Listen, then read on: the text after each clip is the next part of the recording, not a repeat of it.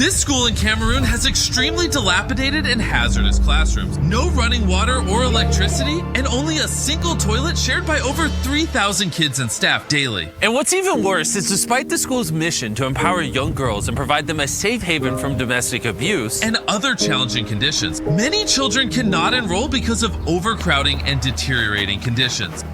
So in this video, we're going to rebuild this school from this to this, this to this, and this to this, to give these kids a better opportunity at life.